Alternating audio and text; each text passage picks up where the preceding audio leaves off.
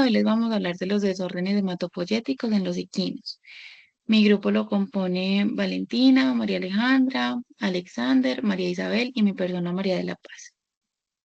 Bueno, en cuanto a lo que les vamos a comentar, vamos a hablar de qué son los tipos de desórdenes más comunes que podemos encontrar, las transmisiones, los hallazgos y signología, un ejemplo en particular con un caso clínico, las ayudas diagnósticas y un plan terapéutico.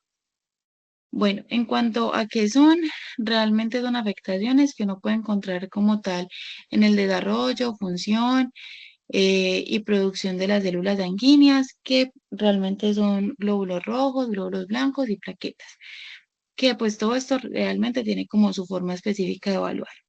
En cuanto a la patología, tenemos que se puede desarrollar por medio de infecciones, enfermedades autoinmunes, deficiencias de nutrientes o pues como en algunos casos muy particulares, en factores genéticos que están asociados a algunas especies en particular. Bueno, en cuanto a los tipos más comunes, tenemos la anemia, que acá vamos a tener dos, la regenerativa y la no regenerativa. La regenerativa es causada por la pérdida de los glóbulos rojos, sea por hemorragia, hemólisis, en algunas donaciones de sangre cuando son cantidades muy altas, pues se puede presentar una anemia importante. La no regenerativa realmente es con una enfermedad en particular de la médula ósea o cuando se tienen alguna deficiencia de nutrientes, como puede ser la vitamina B12, el ácido fólico o el hierro. En cuanto a la leucemia, eh, realmente es la proliferación anormal de los leucocitos de la médula ósea. Eso normalmente se puede adquirir de diferentes formas y se puede clasificar de dos formas, que es la aguda y la crónica, dependiendo pues como del tiempo que uno lleve con esta enfermedad. Bueno, en cuanto a las trombocitopatías, esta es la alteración en número, o sea, aumento o deficiencia de algunas plaquetas, que esto nos puede llevar a problemas mucho más grandes como problemas de la coagulación y puede ser adquiridas o hereditarias, entonces van a estar asociadas a factores genéticos o a factores nutricionales o de cualquier otro tipo cuando son adquiridas. En cuanto a las hemorragias, pueden haber dos, que es la espontánea o la inducida. La inducida es inducida pues por algún trauma o cuando uno es llevado a cirugía o cuando se tiene pues como algo en específico que produjo pues como este tipo de situaciones. Y la espontánea es debido a un problema de coagulación deficiente y ese problema pues puede estar asociado a diferentes causas. En cuanto a las enfermedades infecciosas, vamos a tener la anemia infecciosa equina, que esta realmente es el caso clínico del que les vamos a hablar ahoritica. Y esta está causada por un virus que es transmitido por un mosquito, que les vamos a ampliar esta idea ahorita. Y la anaplasmosis, que es una infección bacteriana transmitida por la garrapata, que causa anemia y otros problemas realmente, pues como complejos en cuanto al torrente sanguíneo. Bueno, continuamos pues como con la transmisión. En este caso pues vamos a tener como varios ítems. En caso pues de los vectores vamos a tener que muchas enfermedades como ya sabemos son como adquiridas por medio de ellos, como son digamos los insectos, como las garrapatas, ya hablamos pues de la anaplasmosis o digamos también con mosquitos como la anemia infecciosa equina que como dijo mi compañera pues ya lo veremos más adelante.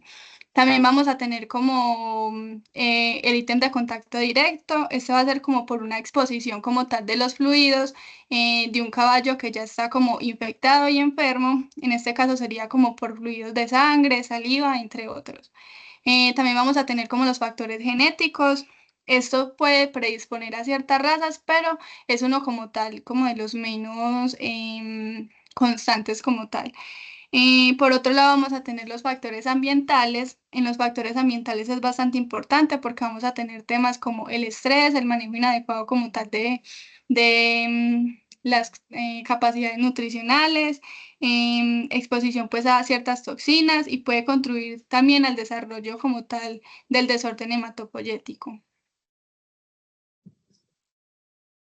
Ya nos vamos a ir más como a la prevalencia como tal en Colombia. La prevalencia, vamos a hablar pues de cada una.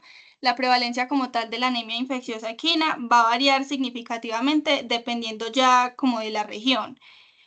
Vamos a tener presente que en algunas áreas puede llegar como hasta un 25 a 30% en poblaciones pues que no están controladas, pero debemos tener en cuenta también que se implementó como un programa de control en muchas zonas como tal del país, donde lo que ha pasado es que se ha reducido como tal su incidencia.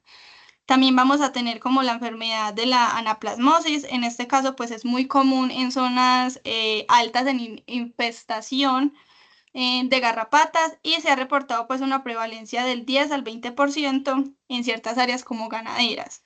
Y también vamos a tener la anemia regenerativa.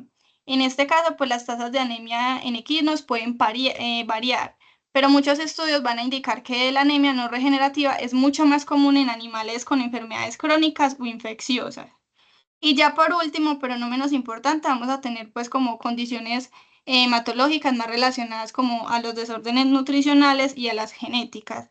Estos pues también se presentan, no es que sean menos importantes, pero como tal la prevalencia exacta no se tiene porque los estudios han sido muy poquitos, al igual que su documentación. Bueno, esto es como más la prevalencia como tal de la anemia infecciosa equina acá en Colombia. En Colombia, pues en la mayoría del territorio se ha reportado pues como la enfermedad.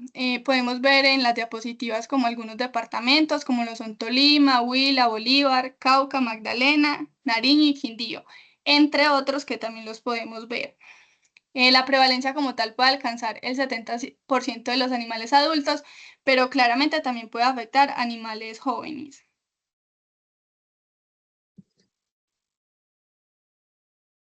Vamos a continuar con los hallazgos microscópicos. En este caso, pues vamos a tener anemia. En este vamos a tener cambios en la morfología como tal de los glóbulos rojos, como por ejemplo la anisocitosis o la poiquilocitosis. También se van a presentar como presencias de cuerpos de Heinz y esto me puede indicar como un daño oxidativo. Por otra parte, vamos a tener como la leucemia. En este caso, pues en la médula ósea se observa una proliferación excesiva como tal de las células leucocitarias anormales, con una infiltración como tal como en otros órganos. Y también nos vamos a encontrar con la trombocitopatía o trombocitopenia. Estas alteraciones como tal se dan en el tamaño y en la forma de las plaquetas y además como en la reducción en su número como tal de la sangre periférica. Y por último vamos a tener como las enfermedades infecciosas que se va a tener como una presencia de parásitos, virus o bacterias en la médula ósea o en la sangre. Ya dependiendo pues cómo se presenta la enfermedad es lo que vamos a encontrar. Bueno, nosotros les vamos a hablar, pues vamos a hacer más énfasis en la anemia infecciosa equina. Es una enfermedad de origen viral que afecta a los equidos. Cuando hacemos referencia a equidos van a ser asnos, mulas y caballos. Es un retrovirus de la familia Lenteviridae, el cual va a tener tropismo especialmente por monocitos y macrófagos. Respecto a la transmisión, pues como podemos ver el diagrama, va a ser transmitido principalmente por las piezas bucales de los insectos picadores.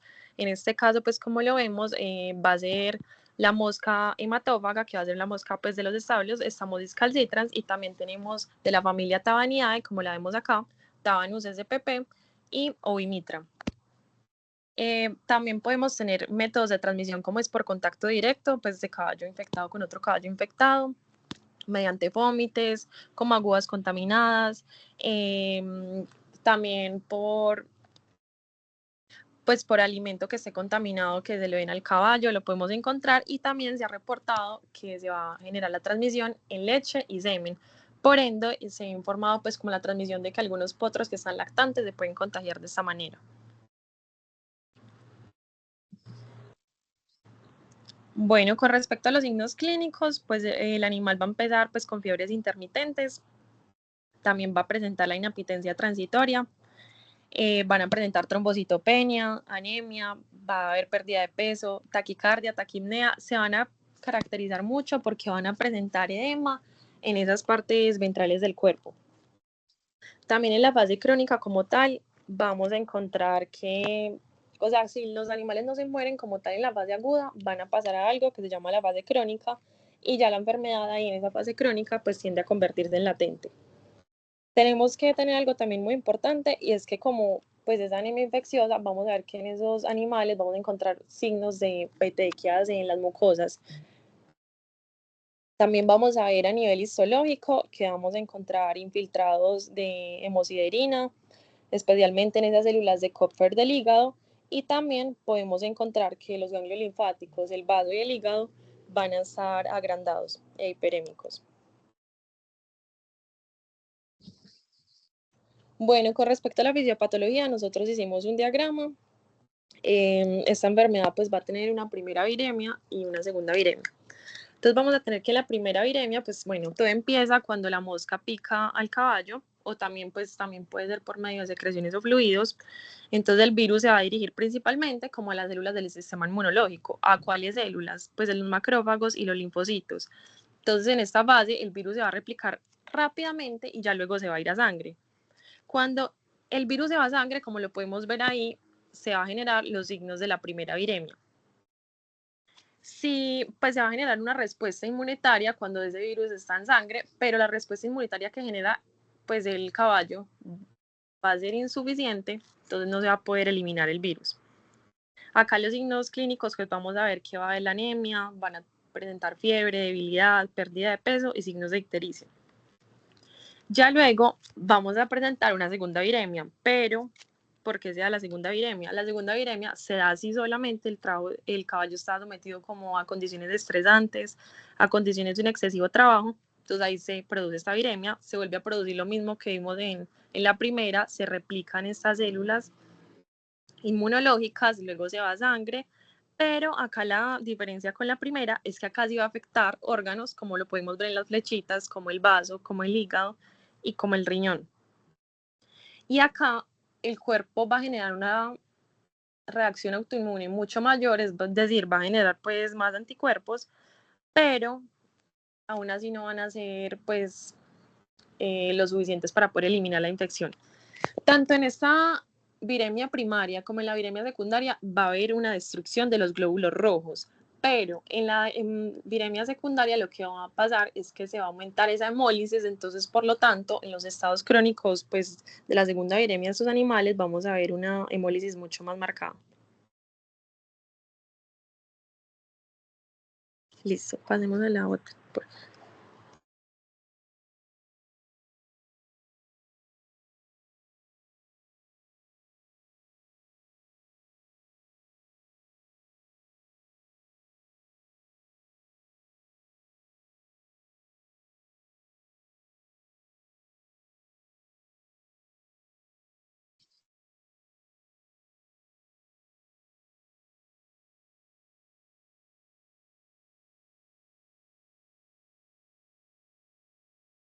Aquí tenemos dos pruebas diagnósticas que sería la prueba ligada a enzimas y también tenemos la de Coggins. Aquí sería la prueba de ELISA, sería una prueba por una inmunoabsorción ligada a las enzimas y la prueba de Coggins sería por una inmunodifusión en un gel algal. Aquí tenemos dos principales, pues tenemos que toda una complicación porque la técnica de ELISA es una técnica muy sensible que puede dar muy fácil unos falsos positivos que no tienen como una enfermedad muy marcada. Y ya como la técnica de referencia sería la técnica de Coggins que nos diagnostica entre 2 y 3 semanas con infección un paciente positivo, pero también tiene un pequeño complique porque después de los 60 días con infección se ha enfrentado a pacientes que no son serológicamente positivos. Lo que pasa aquí en la técnica de Coggins es que hay una inmunoprecipitación que actúa el antígeno de la prueba con el anticuerpo de la enfermedad.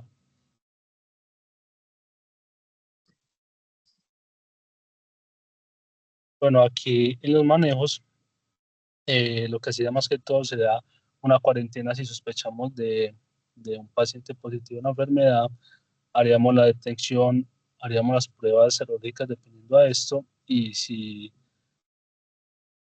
después de las pruebas tenemos que el paciente es positivo, ya no es necesario, o sea, ya no se registra directamente hacer el sacrificio, aunque en otro lado sí directamente debemos hacer el sacrificio, y cuando no lo hacemos tenemos que manejar donde esté el caballo solo, alejado de todo contacto, tratar de fumigar para que no lleguen los IC, los moscos que puedan transmitir la enfermedad y no se pueda propagar por diferentes partes de donde esté ese animal en cuarentena.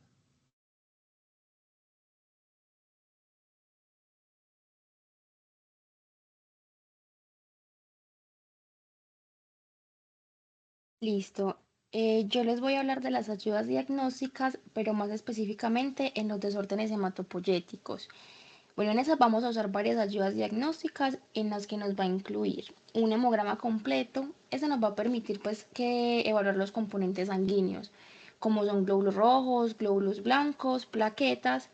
Esto con el fin pues de identificar si el paciente está presentando una anemia, una leucopenia o una trombocitopenia. Tenemos el frotis de sangre. En este vamos a, pues, a examinar microscópicamente para detectar anormalidades en las células sanguíneas, como pues una morfología inusual. Tenemos la biopsia de médula ósea, que en este pues va a ser necesaria para evaluar la producción de las células sanguíneas, para detectar si tenemos una neoplasias o infiltraciones. Tenemos las pruebas de coagulación. En este pues vamos a evaluar como el tiempo de sangrado y los tiempos de coagulación, que nos van a ayudar pues a evaluar trastornos hemorrágicos. Están las pruebas serológicas, que este pues va a ser para detectar si tenemos, sea infecciones virales o bacterianas, que puedan pues estar afectando esa médula ósea. Tenemos la química sanguínea, que va a ser más que todo para evaluar la función hepática y renal y los niveles pues de proteína, para ver pues que pueda pues influir en la producción de las células sanguíneas.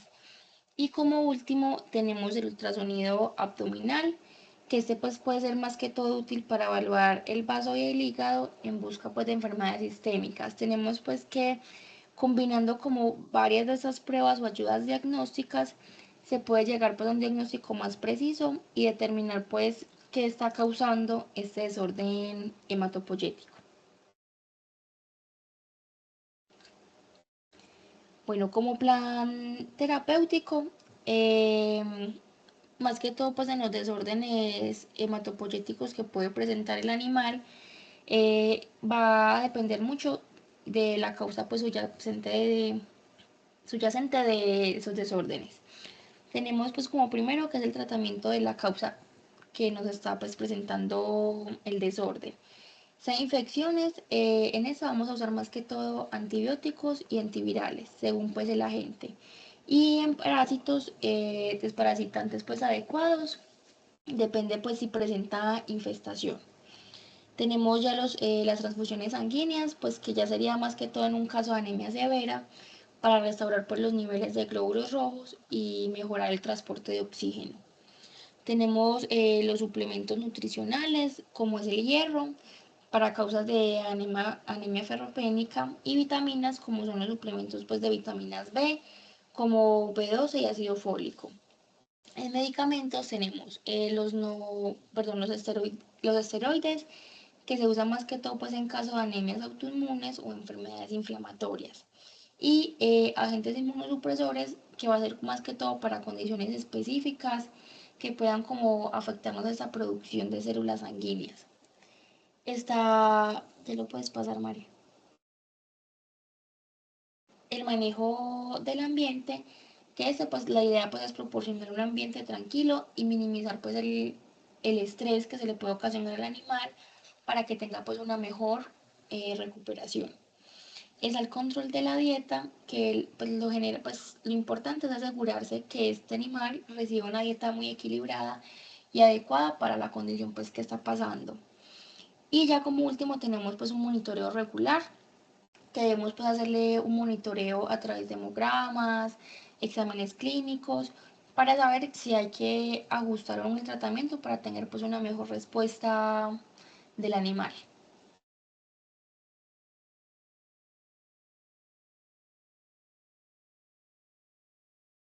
Bueno, con respecto al caso clínico, vamos a tener una yegua de 13 años que llegó pues a la clínica de Tucumán de Argentina porque presentaba los signos clínicos que van a ser edema ventral en el cuerpo, decaimiento, presentaba ictericia, mala condición corporal, especialmente en el último mes. En el examen clínico al animal se le encontraron los siguientes signos clínicos: que estaba decaído, mala condición corporal, tenía fiebre, la temperatura estaba a 39.5 grados centígrados. Lo María, le pasas por... Bueno, también tenía, como vemos en esa imagen 1, muy mala condición corporal y se veía decaído el paciente.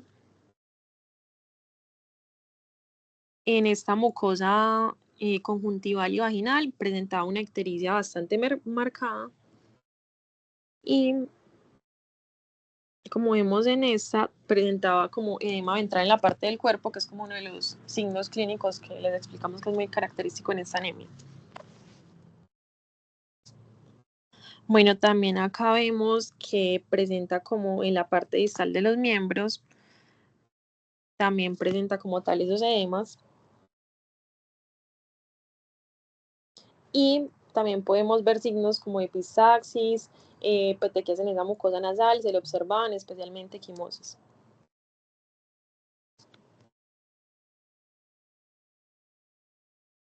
Bueno, respecto al seguimiento, después de, para tener un diagnóstico como tal de la enfermedad, después del abordaje clínico, se recomendó al propietario hacer una prueba eh, serológica para este paciente. Entonces, el examen complementario fue hacer el test de Cogis, que es la técnica de referencia frente a esto, que es como la que más se usa para determinar la enfermedad. De esto eh, pasamos al protocolo, que el protocolo fue tomar una muestra de sangre de la nada yugular. Primero que todo se hizo una asepsia de la zona. Se depositó la sangre en un tubo sin anticoagulantes y el resultado del examen resultó siendo que fue positivo para anemia anemia infecciosa.